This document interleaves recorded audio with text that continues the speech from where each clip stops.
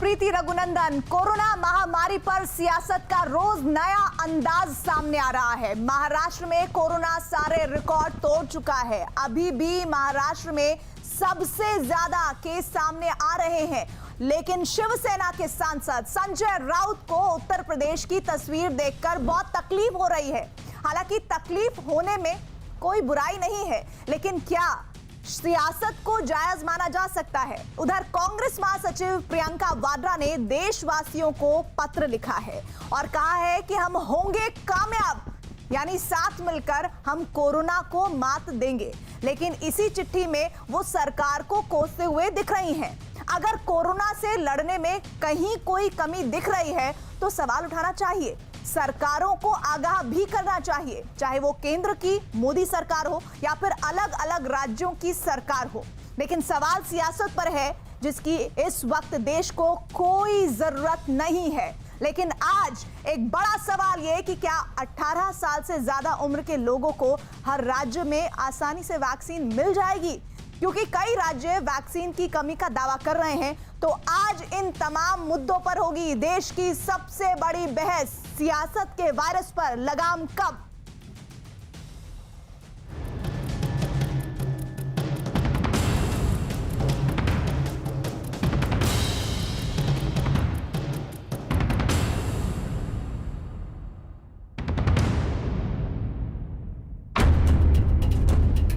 Corona के खिलाफ सांसों की जंग जारी है, लेकिन इस आपातकाल में भी सियासी चाल बंद नहीं हो रही है।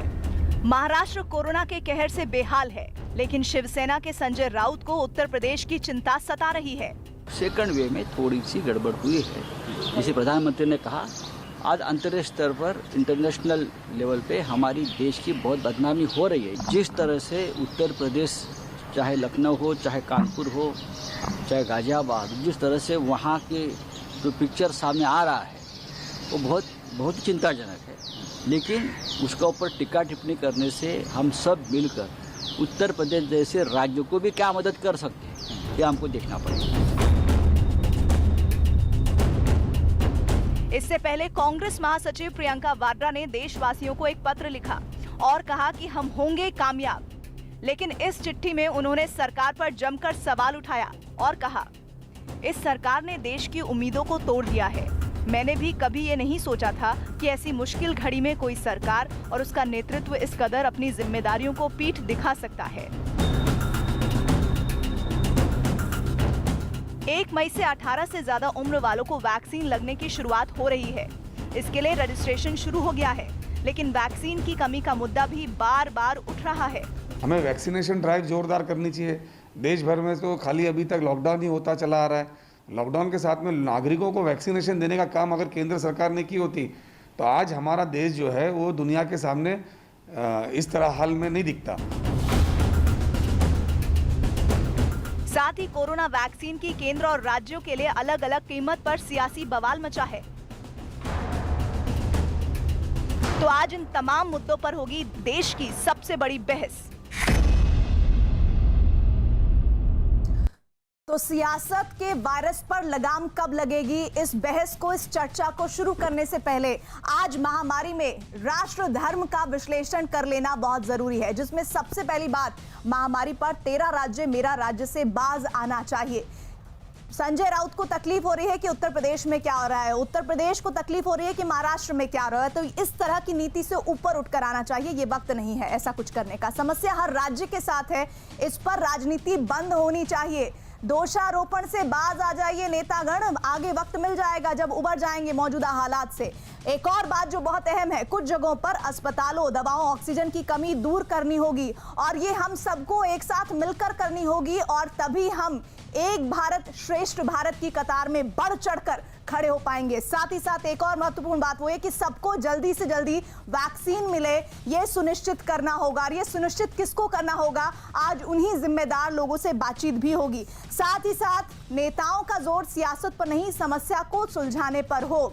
बजाय कि हम ये कहें कि केंद्र ने कुछ नहीं किया, बजाय कि हम ये कहें कि राज्य ने कुछ नहीं किया, राज्य अपनी जिम्मेदारियों का निर्वहन सही से नहीं कर रहा है, हमें इस बात पर ध्यान देना है, हमें सियासत नहीं करनी है, समस्या को सुलझाने पर जोर देना है। तो इन्हीं तमाम मुद्दों पर आज हमारे साथ बड़ा पैनल भी जुड़ रहा है। मैं परिचय करवा दूं, मेरे साथ बीजेपी की तरफ से संबित पात्रा जुड़ रहे हैं, कांग्रेस पार्टी की तरफ से हमारे साथ अलका लांबा जुड़ रही हैं, समाजवादी पार्टी से हमारे साथ अनुराग भदौरिया हैं और साथ ही शिवसेना समर्थक संजय गुप्ता जी जुड़ रहे हैं। आप सभी खास मेहमानों का बहुत बहुत स्वागत है। संबित, आज मैं शुरुआत आपसे करना चाहती हूँ। बहुत बुनियादी सवाल है जिसको लेकर मुमकिन है कि जो मेरे बाकी पैनलिस्ट हैं वो सवाल उठाएंगे। वो ये कि सबसे बड़ा सवाल आज वैक्सीन को लेकर है कि कुछ राज्यों की शिकायत है कि वैक्सीन की कमी के चलते वो अभी 18 साल से ऊपर के लोगों का वैक्सीनेशन प्रोसेस शुरू नहीं कर पा रहे हैं। वजह बताइए। देखिए प्रीति जी, 2 प्रश्नों का मैं उत्तर दूंगा। पहले तो वैक्सीन के विषय में जो आपने पूछा है, दूसरा 13 राज्य मेरा राज्य। वैक्सीन को लेकर मैं एक चिट्ठी लेकर आया हूं जिसमें प्रत्येक राज्य के पास आज पाइपलाइन में कितना और स्टॉक में कितना वैक्सीन है इसका हिसाब किताब है। चूंकि महाराष्ट्र के विषय में भी बात हुई, मैं महाराष्ट्र का बता दूं। महाराष्ट्र के पास आज 9,23,060 वैक्सीन स्टॉक में है और पाइपलाइन में 3 लाख वैक्सीन, अर्थात 3 दिन के अंदर 3 लाख वैक्सीन सेंट्रल गवर्नमेंट की तरफ से पहुंचेंगे। जहां तक मई 1 को 18 साल के ऊपर जिन लोगों का वैक्सीनेशन होना है उसका विषय है। देखिए, जब WHO के गाइडलाइंस को मानते हुए भारत सरकार ने फेज वाइज वैक्सीनेशन आरंभ किया। फेज 1 और फेज 2 में सबसे ज्यादा मोर्बिडिटी मोर्टेलिटी जिन लोगों की थी, जो फ्रंटलाइन वर्कर थे, जो 60 साल के ऊपर थे, जो 45 से लेकर 59 तक कोमॉर्बिडिटी वाले थे, और उसके बाद जो 45 से ऊपर बिना कोमॉर्बिडिटी वाले थे, उनको पहले वैक्सीनेशन मुफ्त में मुहैया कराने का मुहिम चला, क्योंकि मोर्टेलिटी उनका सर्वाधिक 90% होता था। ये स्टडी के हिसाब से बताया गया। ये पूरा का पूरा खर्चा वहन केंद्र सरकार करती है, मुफ्त देती है। एक डिमांड उस समय रहा कि आप दूसरों के लिए भी ये खोल दीजिए और राज्यों को नेगोशिएट करने का पावर दीजिए। हमारी सरकार ने ये पूरे प्रोसेस को लिबरलाइज कर दिया, राज्यों के हाथ में नेगोशिएट करने के पावर को दे दिया कि आप भी मैन्युफैक्चरर्स के साथ नेगोशिएट कर सकते हैं, प्राइस नेगोशिएट कर सकते हैं, और कब ये डिलीवरी होगी ये भी नेगोशिएट कर सकते हैं। फेडरल स्ट्रक्चर होने के नाते ये एक स्वागत योग्य कदम है। सभी राज्यों से निवेदन है वो मैन्युफैक्चरर से नेगोशिएट करें और अपने राज्यों में किस प्रकार से ज्यादा वैक्सीनेशन हो सके उसकी चिंता करें।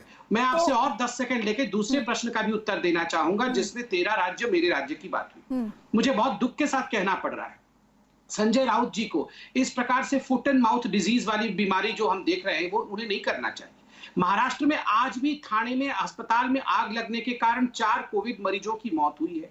2 दिन पहले विरार में हमने देखा 15 आग लगने के कारण 15 मरीजों की मौत हुई थी। उससे पहले कई अस्पतालों में हर दिन आग लगने के कारण मौत हो रही है, और उनके हेल्थ मिनिस्टर ने कहा था कि this is not a national news, ये कोई नेशनल न्यूज भी नहीं है।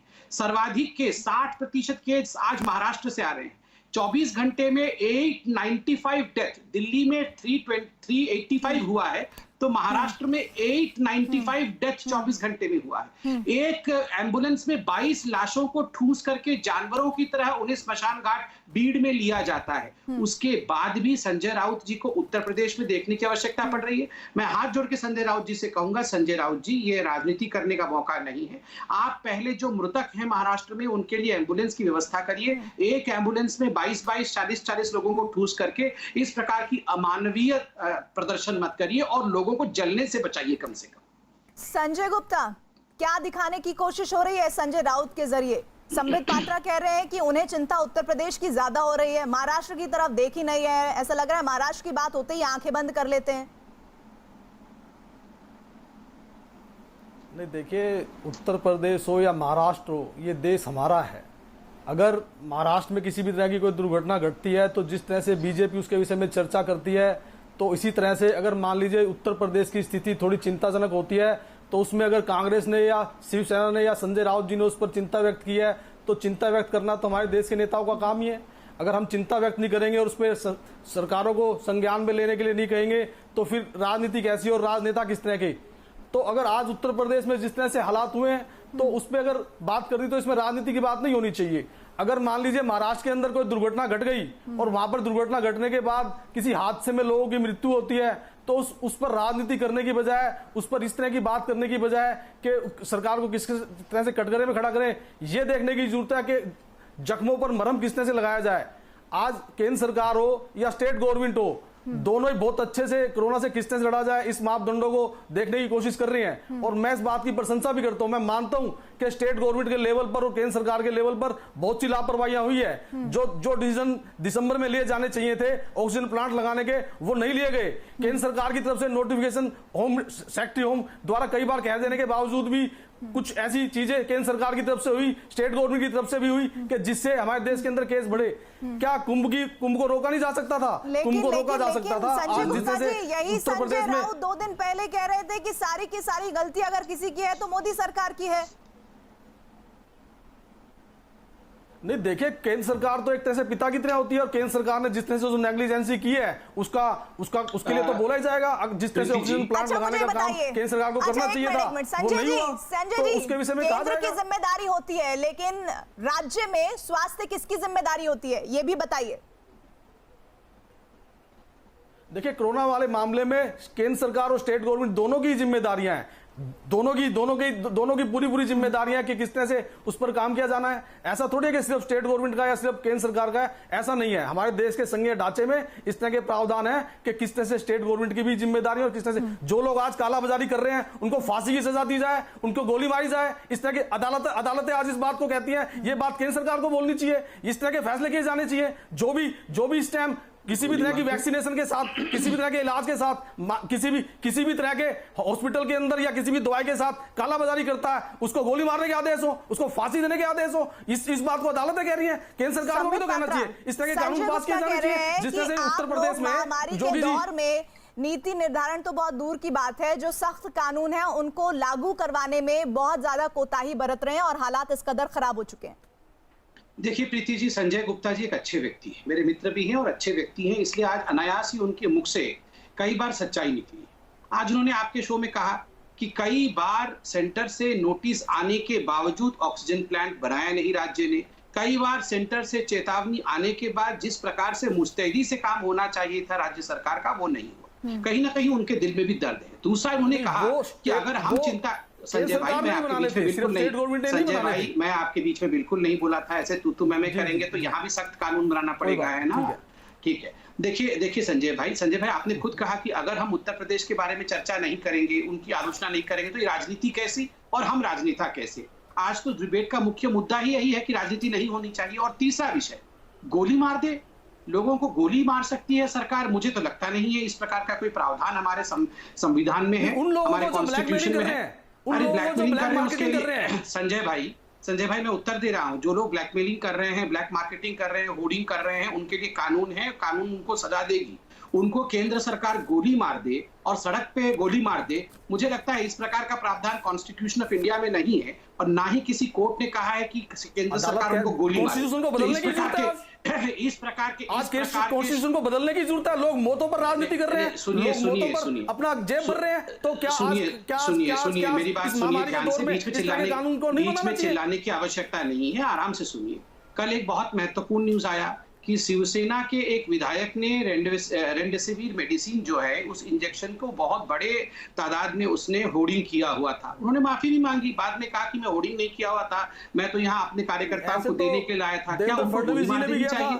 नहीं, क्या उनको गोली मार देनी चाहिए? नहीं, आपने फडणवीस जी के बारे में बोला, आपके हेल्थ मिनिस्टर ने और आपके मंत्री ने कहा कि नहीं तो परमिशन लेके किया था। जमा किए हुए थे साहब, आपके मंत्री ने वो चिट्ठी दिखाई कि हमारे परमिशन के बाद ही उन्होंने ये मंगाया था महाराष्ट्र की सरकार के लिए। क्या शिवसेना के उस विधायक को गोली मार देनी चाहिए? आप बताइए। आपने कहा गोली मार देना है, ठीक है, मैं बिल्कुल मानता हूँ सख्त से सख्त कार्यवाही कानून के अंतर्गत हो जाए, मगर ये जो सेकेंड वेव हुआ वो गोली नहीं मारने के कारण नहीं हुआ। कृपया करके हम इस प्रकार की हिंसात्मक बातें ना करें। और शिवसेना के उस विधायक को गोली मारनी चाहिए या नहीं, ये आप बता दीजिए। मैं आप दोनों को रोककर अब अलका लांबा के पास जाना चाहती हूँ। क्या सियासत का नया दौर अलका लांबा शुरू हो गया है कि हम ये देखते रहे कि भाई देखिए दूसरे राज्य में तो बड़ा बुरा हाल है, हम अपने राज्य की क्या बात करें? प्रीति जी देखिए, हमारे नेता राहुल गांधी जी की नीति जो है वो साफ है। सा से सुझाव, सा से सवाल, सा से सहयोग, तीनों काम देश हित में कांग्रेस और हमारे राहुल गांधी जी कर रहे हैं।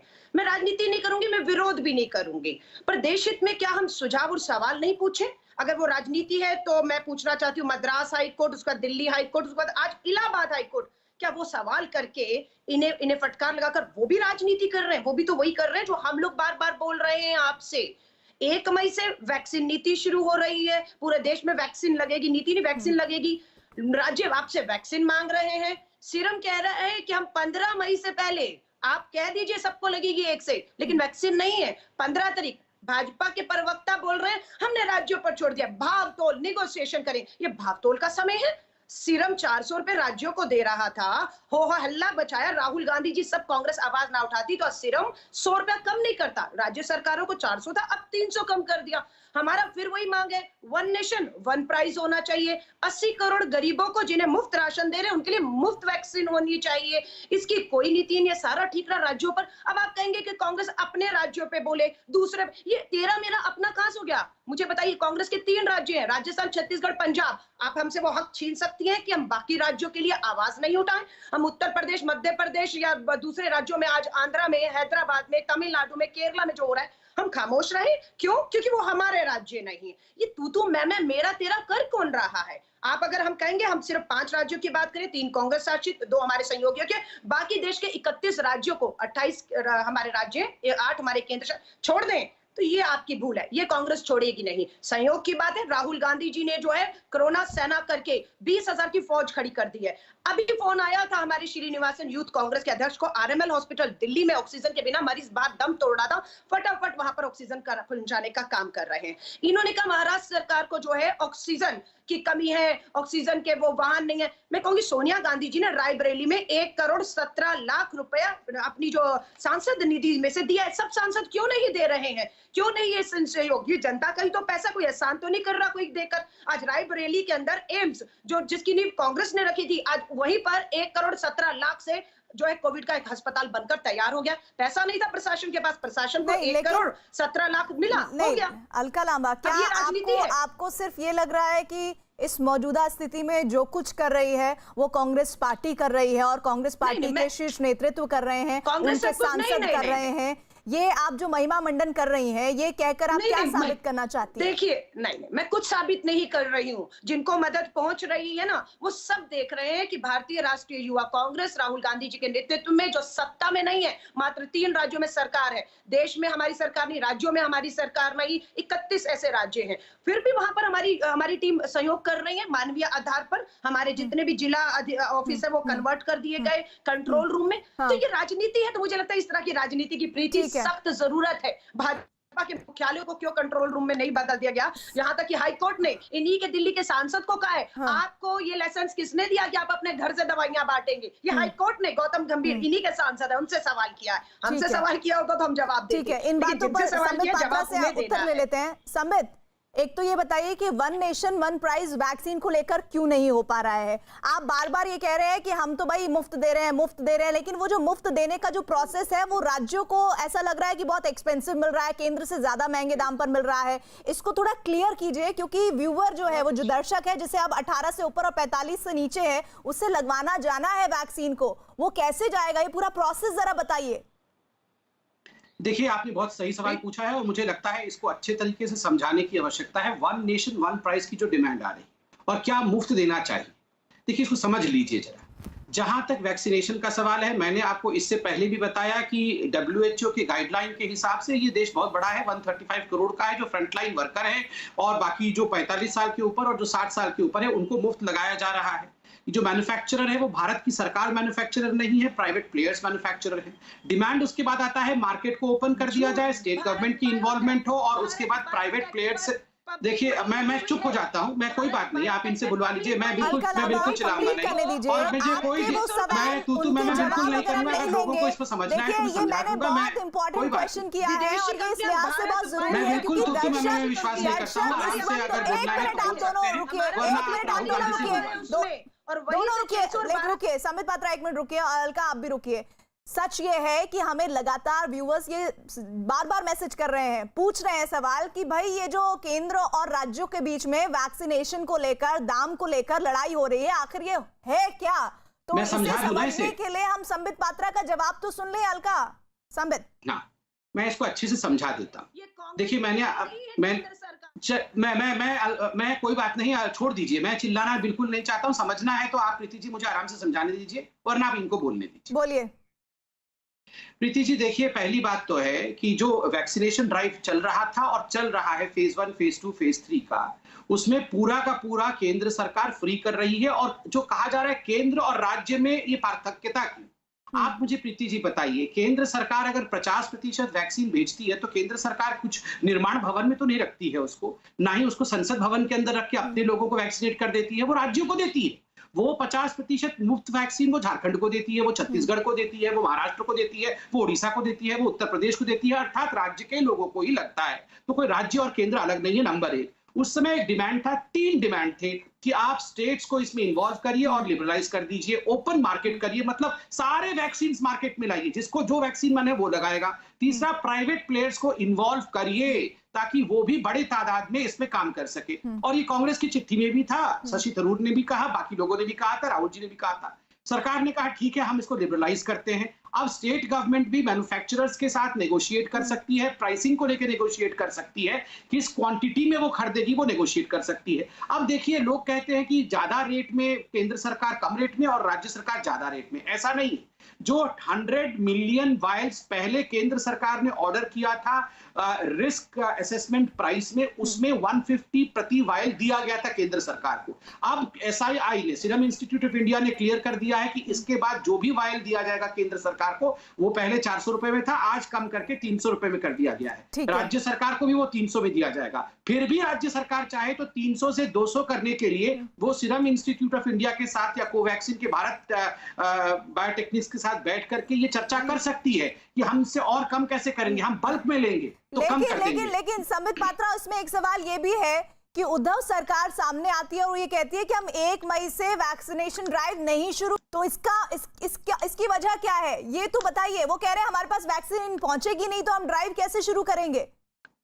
देखिए, मुझे लगता है उनको सही तरीके से नेगोशिएट करना था, कहीं ना कहीं समय रहते उन्होंने नेगोशिएट किया नहीं। उनको लग रहा था कि अभी किसी ने कहा कि हम क्या, ये समय क्या भागदौड़ का है? बिल्कुल ये समय भागदौड़ का है। सभी सरकारों को भागदौड़ करनी चाहिए। अगर भागदौड़ नहीं करेंगे, आप अपने अधिकार को लेंगे नहीं, आप जाके वहां नेगोशिएट करेंगे नहीं, तो ये अपने आप चल के तो नहीं आने वाले हैं। और मैंने आपको ये मैंने आपको ये आंकड़े दिखाए थे, हमारे तरफ से जो देना चाहिए था वो एक्स्ट्रा स्टॉक में। कि राज्य जो है वो सही से नेगोशिएट नहीं कर पा रहे हैं, हमारे तरफ से जो स्टॉक देना था वो स्टॉक एक्स्ट्रा में है। केवल और केवल महाराष्ट्र में 9,24,000 वैक्सीन आज के डेट में मौजूद है। किसके लिए भगदड़ करें? जहाँ करनी है ऑक्सीजन के लिए, आपकी टेस्टिंग किट के लिए, वैक्सीन के लिए भगदड़ राज्य सरकारें करें जहाँ जरूरत है। इन्हें भगदड़ कहाँ करवाया जा रहा है? सीरम इंडिया से पैसे कम कराइए। भारत बायोटेक तो हमने आपको दिया है, महाराष्ट्र को किस चीज में उलझा कर रख रहे हैं? क्यों नहीं एक नीति बनाते हैं कि एक महाराष्ट्र सरकार तो खुद ही बोल रही है कि हमारे पास कोई कमी नहीं है। 150 रुपया प्रति डोज जो भारत सरकार को मिल रही है,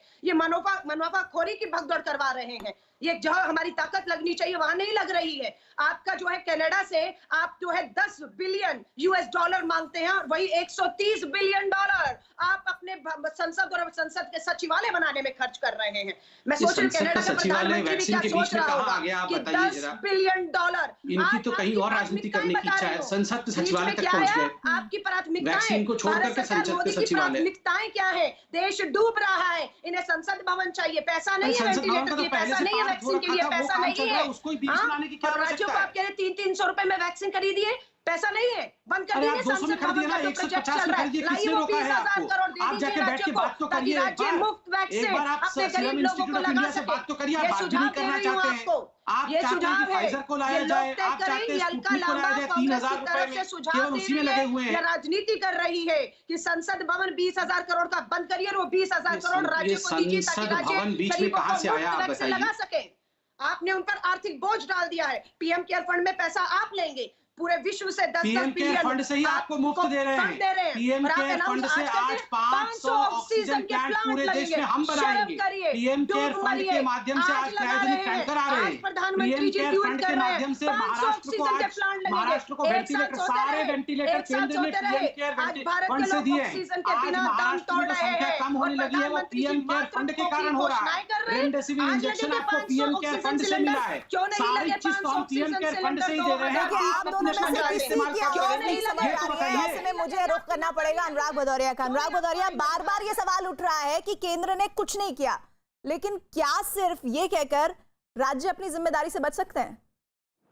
देखिए, पहले बहुत देर तक महाराष्ट्र की बात हुई, दिल्ली की बात हुई, राजस्थान की बात हुई, तो मैं सोचा उत्तर प्रदेश की बात हो जाए, जिससे संबित को पता चल जाए। संबित भी उत्तर प्रदेश से बात करना नहीं चाहते क्योंकि उत्तर प्रदेश की स्थिति बहुत भयावह है, तो उसमें बात चर्चा नहीं करना चाहते। उन्होंने बोला आज के दिन राजनीति का वक्त नहीं है, बिल्कुल राजनीति का वक्त नहीं है। तो ये बात आप योगी जी को क्यों नहीं समझाते कि राजनीति का वक्त नहीं है, झूठ बोलने का वक्त नहीं है, सहयोग लेने का वक्त है? उनको भी तो समझा सकते हैं ना।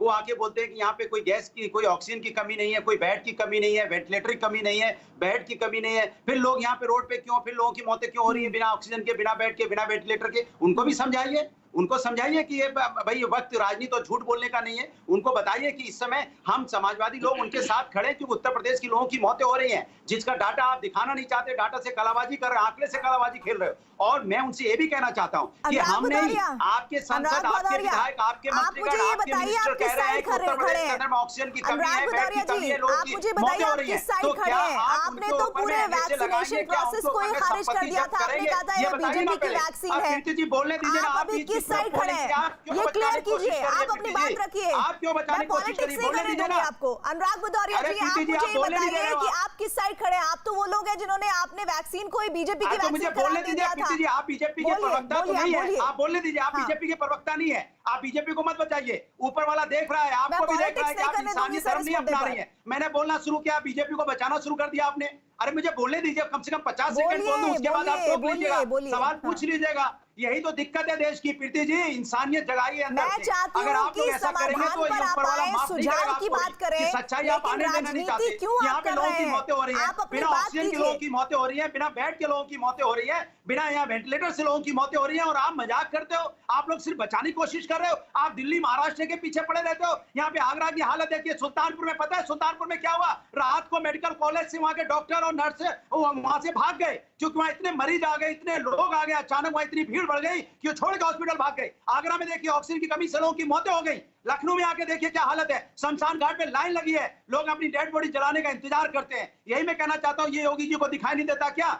योगी जी को समझ में नहीं आ रहा कि शमशान घाट में लाइन लगी है, वो अपने बंद कमरे में बंद होके बातें करते हैं, मीडिया को एड्रेस कर रहे हैं। जरा कमरे के दरवाजे खोल के देखें, सीम हाउस के दरवाजे खोलें, उनको पुकार चीख जो लोगों की सुनाई देगी। चापलूसों से निकल के देखे बाहर, जिन चापलूस लोग उनको मीडिया में ला के झूठ बोल रहे हैं। और मैं समिति से बोलना चाहता हूँ कि ठोको नीति तो आपने शुरू की है। सुझाव क्या है? आप बताइए सुझाव क्या है? समाधान क्या है? तो ऐसा लग रहा था समिति, मैंने सोचा था मानवता की बात करेंगे। आप तो बीजेपी के यहाँ पे हेड करने आ गए, प्रचार करने आ गए, ये प्रचार वो प्रचार। अरे हकीकत की बात कीजिए, जो हाथ पांव मचिए समाज के अंदर। अरे प्रीति जी बोलने दीजिए, बोलने नहीं देंगे आप? बोल ही रहे हैं आप, मेरे कहने पर भी नहीं रुक रहे हैं, आप ही बोल रहे हैं। नहीं क्या रुके, आप बोले पे टोक रही है। मैं जब हकीकत बोलना चाहता हूँ, मेरी बात सुनिए, समस्या का समाधान सामने रखना चाहता हूँ, बात सुनिए। मुझे सिर्फ ये बता दीजिए कि केंद्र सरकार या राज्य सरकार जिनसे आपको बहुत तकलीफ है, उनके लिए आपके पास क्या समाधान और सुझाव है? टीवी पे अब आते हैं तो लोग टीवी बंद कर दे रहे हैं, इनका चेहरा देखना पसंद नहीं करते, लोगों के घर में मौतें हो रही है। आपने शायद सुना नहीं, जब ये डिबेट ओपन हुई थी तो सबसे पहला सवाल ही मैंने उठाया था केंद्र सरकार की उस कार्यशैली पर जिसको वैक्सीनेशन प्रोसेस में बहुत महत्वपूर्ण भूमिका निभानी है। आपने सुना नहीं, ये मेरी दिक्कत नहीं है। होनी चाहिए, हाई कोर्ट को, सुप्रीम कोर्ट को संज्ञान में लेके इनके ऊपर हत्या के मुकदमे होने चाहिए, जिनकी कमजोरी की वजह से लोगों की मौतें हुई हैं। बातें हैं, क्यों हम ये अनपढ़ लोगों की बातें सुनने का मन भी नहीं करता है। प्रीति जी प्लीज इस प्रकार के लोगों को मत बुलाया करिए। इसका चेहरा देखने का मन नहीं करता है, उसका चेहरा सुंदर नहीं है। ये क्या है, चेहरा सुंदर नहीं है, चेहरा सुंदर है, क्या है, ये कौन है? चेहरा देखने, ये चेहरा एक टोटी चोर का प्रवक्ता बैठ के चेहरा किसका सुंदर है, किसका चेहरा सुंदर नहीं है, ये डिफाइन करेंगे आप? टीवी पे कोई नहीं अपनी प्रीति जी प्लीज इस प्रकार की बातें, ये गरिमा में बातें नहीं।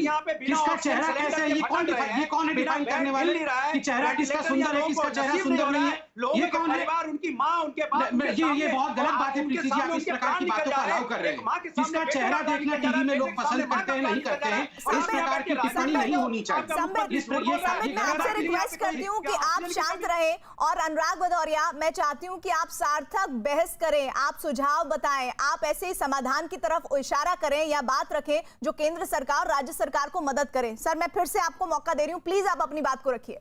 1 घंटे से तो वही बोल रहे हैं, 3 लोग हैं जिनको उत्तर देना है मुझे। उत्तर प्रदेश में मौतें हो रही है, उत्तर दीजिए। आप क्या उत्तर दोगे? क्या काम किया आपने? और आपने हॉस्पिटल बनाने देखिए का काम किया होता? प्रीति जी, आप मुझे उत्तर देने का मौका दिया जाए। मैं तीन लोग मुझसे सवाल पूछ रहे हैं, मुझे लगता है मुझे थोड़ा समय की अनुकूलता दी जाए।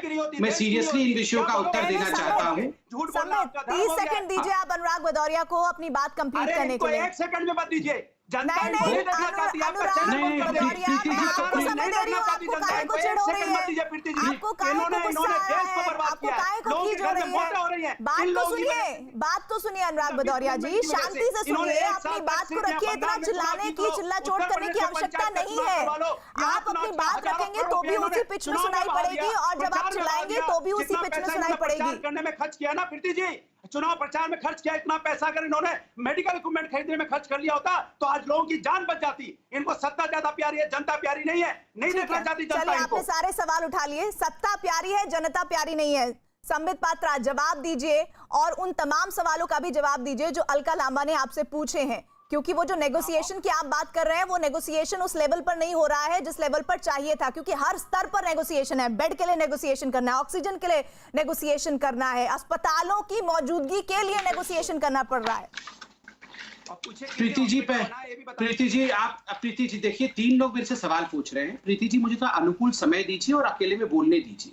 ये इस प्रकार की भद्दी भाषाओं की जो भाषाएं यहाँ पर प्रयोग की जा रही है कि तेरा चेहरा ठीक नहीं है, लोग नहीं देखना चाहते हैं, ये भद्दे चेहरे, ये सब किस प्रकार की भाषा है?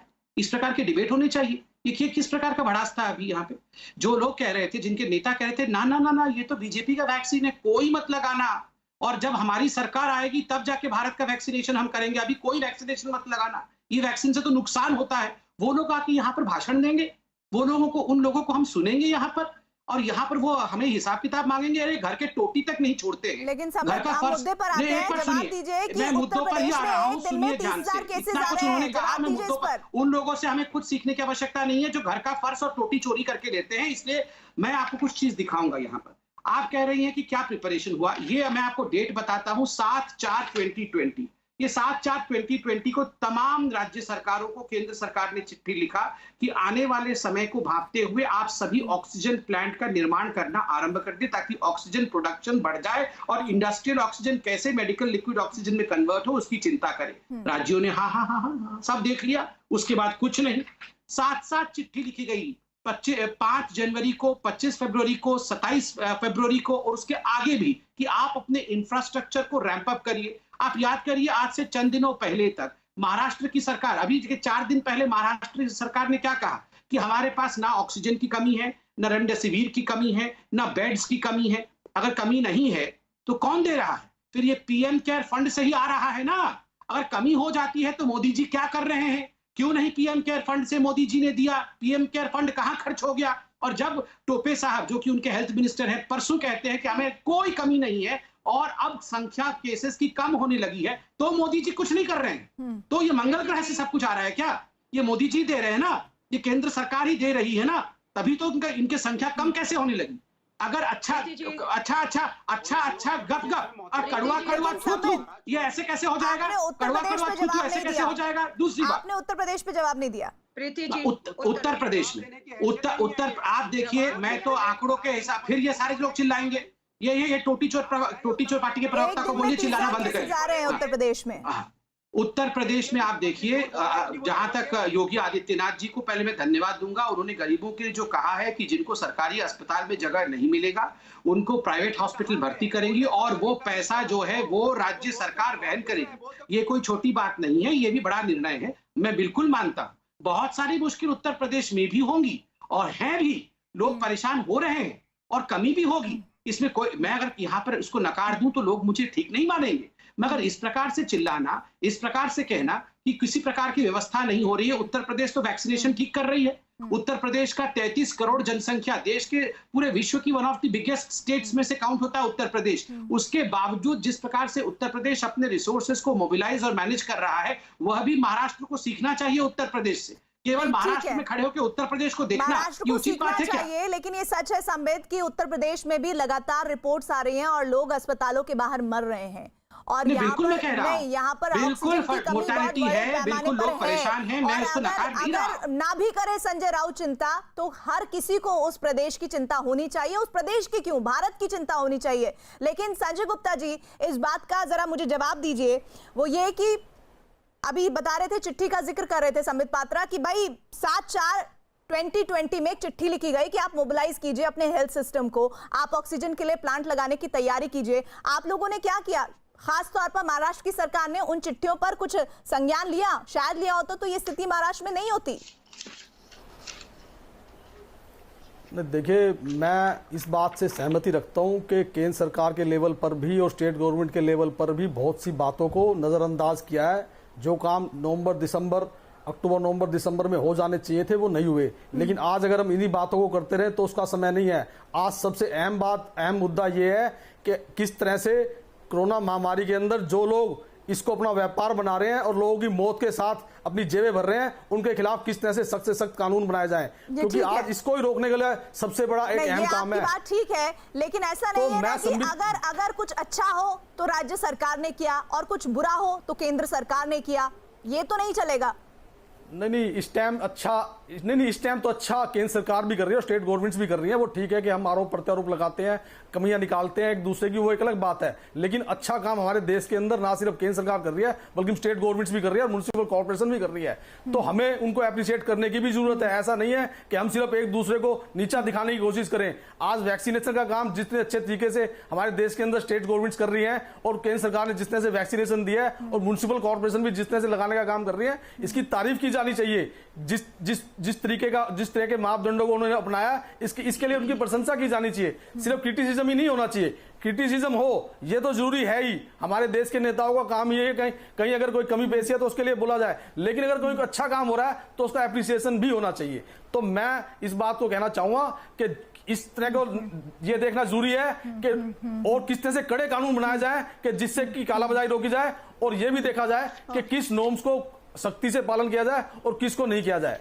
तो ये मेरा सुझाव है कि कालाबाजारी को रोकने में अहम नए कानून बनाए जाए ताकि ये कालाबाजारी ना हो। तो ये कह रहे हैं शिवसेना के समर्थक होने के नाते कि सब अच्छा चल रहा है, कोऑर्डिनेशन अच्छा है केंद्र सरकार का, राज्य सरकार के साथ समन्वय जैसा होना चाहिए, लेकिन आपके तो सहयोगी है शिवसेना, आप लोगों को तो ये सब नजर नहीं आ रहा।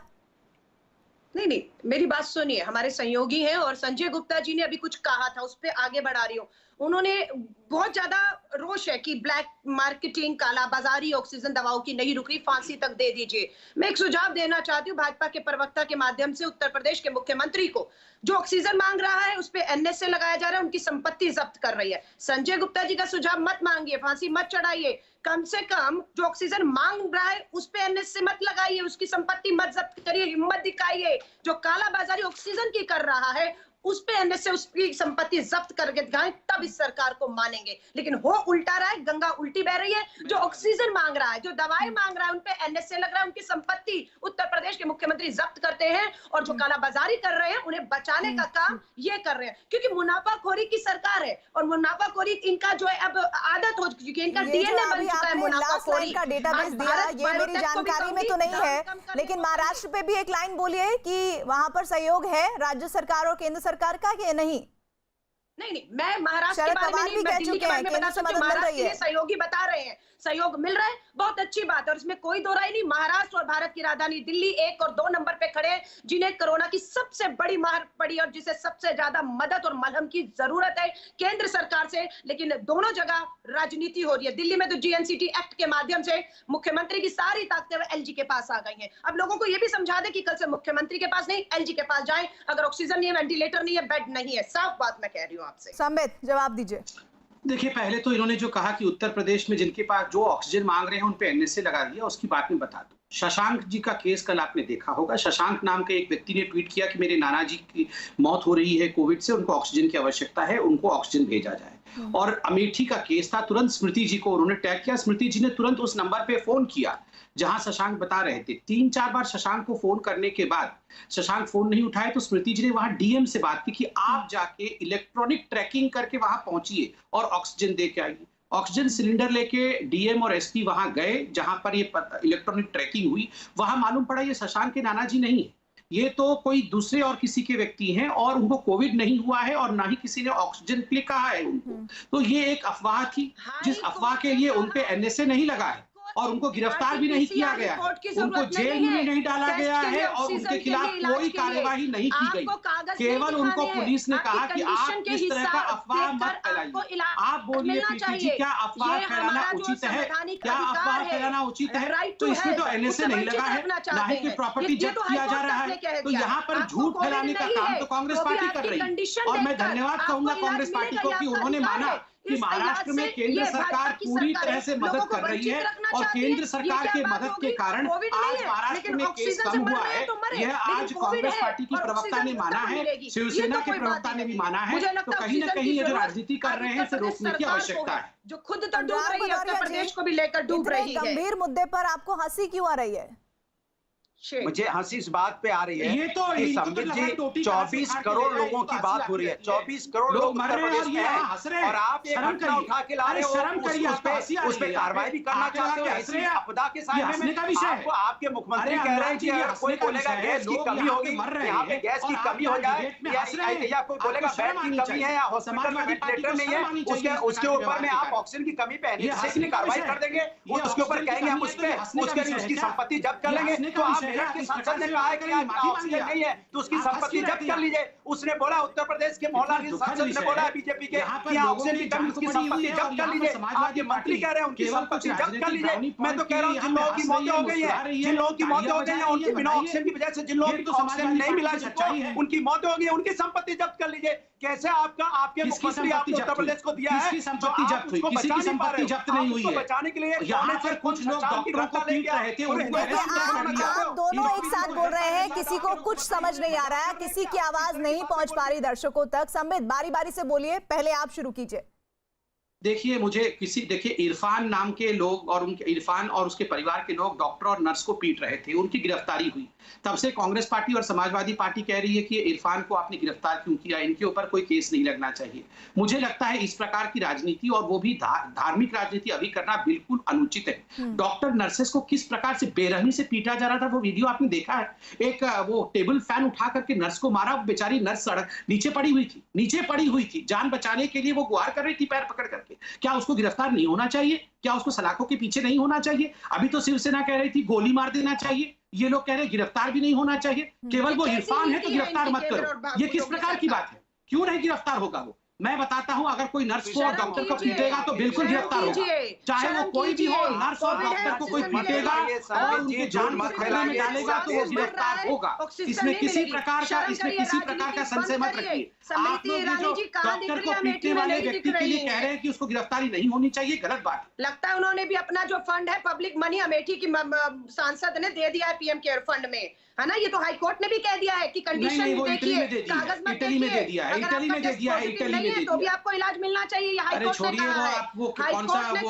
प्रोडक्ट है, स्ट्रॉन्गी दूध ना क्यों है, वो पीछे रहती है आराम से। आप लोग बेकार का लोगों का आप छीन नहीं सकते। बताइए, कोई दूध का कोई एडवर्टाइजमेंट आ गया तो उसमें जाके कांग्रेस पार्टी के लोगों ने दफ्तर में तोड़फोड़ कर दिया। आप सोचिए, ये इनकी प्रायोरिटी है। हाथ नहीं डालने देंगे। सोनिया गांधी और राहुल गांधी का कोई एक एडवर्टाइजमेंट आ गया, वो मैं प्रोडक्ट का नाम बोल रहा हूँ, उसको लेकर के कांग्रेस वालों ने जाकर फैक्ट्री में तोड़फोड़ कह दिया है, वहां पर जाके लोगों के घर में तोड़फोड़, ये इनकी प्रायोरिटी है कांग्रेस वालों की, तोड़फोड़ करना। अरे उस सत्ता का इस्तेमाल लोगों की जान बचाने में करिए, लोगों की आवाज दबाकर उन्हें धमकाने में, जेल डराने में मत करिए।